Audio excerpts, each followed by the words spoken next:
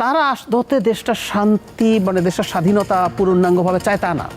সে আসলে চায় ওই যে বাইরে থেকে এসে যে লোকটা ক্ষমতা দখল করে আছে তাকে সরিয়ে ওই জায়গাটায় বসতে চায়। ডক্টর জায়েদুর রহমান, এই যে ওসমান হাদিকে গুলি করা, তার শেষ পর্যন্ত তাকে মৃত্যু মুখে যেতে হলো, মারা গেলেন, শহীদ হলেন, এবং এর প্রেক্ষাপটে প্রথম আলো, ডেইলি স্টার, ছায়ানট, উদিসি বিভিন্ন জায়গায় যে হামলা, এটাকে মানে কিভাবে দেখবেন? এটা কি আসলে কোনো বিচ্ছিন্ন ঘটনা নাকি এটা কোনো গোষ্ঠীর একটা সুপরিকল্পিত ঘটনা? আপনি যে হামলাগুলোর কথা বললেন খুব স্পষ্ট প্যাটার্ন আছে। শুধু প্যাটার্ন না, এই ঘটনা ঘটানোর মতো প্রেক্ষাপট দীর্ঘদিন থেকে তৈরি করা হয়েছিল। নিশ্চয়ই আমাদের মনে আছে 5 আগস্ট পরবর্তী সময়ে প্রথম আলোর সামনে গরু জবাই করে জিয়াফত করো, ডেইলি স্টারের সামনে নামাজ আদায় করো, এসব জুম্মার নামাজ করো, ক্রমাগত ঘৃণা উৎপাদন করার চেষ্টা হয়েছে পত্রিকাগুলোর বিরুদ্ধে। আপনি তো আসলে যে কোনো একটা সিস্টেমের মধ্যে যখন থাকেন তার ভুলভ্রান্তি আছে, মতাদর্শ আছে। পৃথিবীতে প্রত্যেকটা দেশে সবচেয়ে উন্নত স্বাধীন যে দেশগুলো, যেখানকার সংবাদপত্রকে আমরা অসাধারণভাবে রেসপেক্ট করি, তাদের গণতন্ত্রকে মনে করি এটাই আইডিয়াল, এটা ইউরোপে হোক আমেরিকাতে হোক, প্রত্যেকটা নিউজ পেপারের ইডিওলজিক্যাল স্ট্যান্স আছে। ডিফারেন্সটা হচ্ছে তারা নিউজের ক্ষেত্রে কি করবে। নিউজ, আপনি ফেক নিউজ দেবেন না, এটা হলো একটা জরুরি কথা। নিউজের ট্রিটমেন্টও কিন্তু মতাদর্শগত কারণে ভ্যারি করে। প্রথম আলো, ডেইলি স্টারে আগুন দেওয়া হয়েছে, এটা কি একটা বড় খবর না? কিন্তু আগে প্রকাশিত, মাঝখানে ছিল না, আবার প্রকাশিত হচ্ছে আমার একটা পত্রিকা ভেতরের পাতায় খুব ছোট করে খবরটা দিয়েছেন, কিন্তু এই যে এটা কিন্তু মতাদর্শিক ব্যাপার। তো আপনার নিউজের ট্রিটমেন্টও মতাদর্শের উপরে ডিপেন্ড করে, আর অপিনিয়ন তো করেই। অপিনিয়নের দায় ইনফ্যাক্ট পত্রিকা নেয়ও না, সেই কারণে প্রত্যেকটা পত্রিকার তার নিজস্ব পুল অফ অপিনিয়ন রাইটার্স আছে, তার মতো করে তারা লিখেন, তারা চেষ্টা করেন সব অ্যাকোমোডেট করতে, তারপরও আছে। ডিফারেন্সটা হচ্ছে মতাদর্শকে তো মতাদর্শ দিয়ে ফাইট করতে হবে। আপনি ওসমান হাদির কথা বলছেন, তার একটা ভিডিও পাওয়া যায় যে পরে 10টা প্রথম আলো বানান আপনি, আসলে পেরে ওঠে নাই তো। উনি কিন্তু কাজটা শুরু করেছিলেন।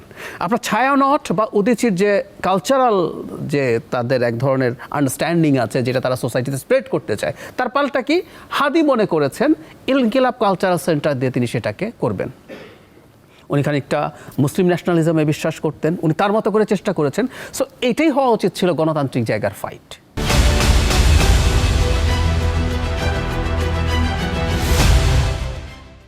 সমস্যা যেটা হয়েছে বাংলাদেশে, আমরা প্রায় মানে এটা মিস করি। আমরা শেখ হাসিনার পতন চেয়েছি, কিন্তু আমরা অনেকেই আসলে চেয়েছি শেখ হাসিনাকে সরিয়ে তার মতো একটা ডিক্টেটর হয়ে উঠতে, তার মতবাদ, তার মতাদর্শের জায়গায় আমারটা চাপিয়ে দিতে।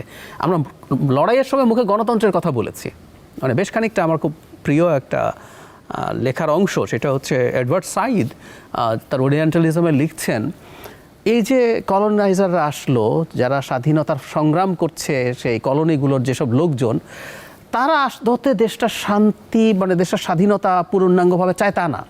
সে আসলে চায় ওই যে বাইরে থেকে এসে যে লোকটা ক্ষমতা দখল করে আছে তাকে সরিয়ে ওই জায়গাটায় বসতে চায়। ফলে প্রকৃত অর্থে কলোনিগুলো স্বাধীন হয়ে ওঠে না, কারণ ওই এখন হয়তো নেটিভ ওখানে বসছে, কিন্তু তার চিন্তাটা হচ্ছে ওই রকম। ঠিক একইভাবে শেখ হাসিনাকে সরিয়ে আমি যা বলি তাই হতে হবে, এর বাইরে কিছু হলেই আমি যে কোনো রকম শক্তিশালী পদক্ষেপ নেব। সো প্রথম আলো, ডেইলি স্টার, উদিচি, ছায়ানট, প্রত্যেকটার একটা কমন প্যাটার্ন আছে ভুলের পরও, সেটা হচ্ছে ওগুলো এক ধরনের লিবারেল ধরনের প্রতিষ্ঠান। এখন আমাদের এখানে কেউ কেউ আছে লিবারেলিজম পছন্দ করেন না, তিনি মনে করেন তিনি যা বলছেন তা করবেন। আর কথা বলে ফেলা ভালো, কম্পিটিশনের যে কথা বলছি, কম্পিটিশন করতে কিন্তু যোগ্যতা লাগে। 10টা প্রথম আলো তৈরি করেন নাই কেন এতদিন? বা এই যে উন্মুক্ত সময় আছে, এর মধ্যে কি কেউ আসলে দাঁড়াতে পেরেছে? কেউ খুব আশা করেছেন কোনো পত্রিকার প্রতি, সম্পাদকের প্রতি, তিনি কি সুবিচার করতে পেরেছেন? পারেননি তো। এটা একটা ফ্রাস্ট্রেশনের জায়গা যে ঠিক আছে আমি এটা গিয়ে এই কাজটা করে ফেলি। দিনের শেষে এগুলো করার মাধ্যমে ফ্যাসিবাদী যে তাদের চিন্তা, সেটাই আসলে প্রকাশিত হয়েছে। এতে কোনো লাভের কিছু হয় না, গণতান্ত্রিক সমাজ এইভাবে গড়া যায় না। তারা মনে করেছেন এটার মাধ্যমে বার্তা দিতে পারবেন।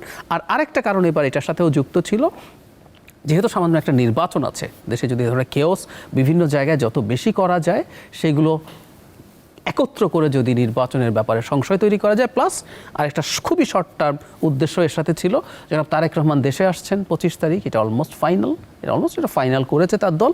সো তার আসার আগে যত কিছু কেওস তৈরি করা যায়, হাদির মৃত্যু তো আছেই, তার রিয়াকশনে যা যা ঘটেছে, যাতে তাকে কিছুটা হলেও ভয় পাওয়ানো যায় যে তিনি যেন দেশে না আসেন। সো তার যে রাজনৈতিক প্রতিপক্ষ বা দেশের গণতন্ত্রের যে শত্রুরা আছে, তারা এগুলো ওই উদ্দেশ্য করে থাকতে পারে।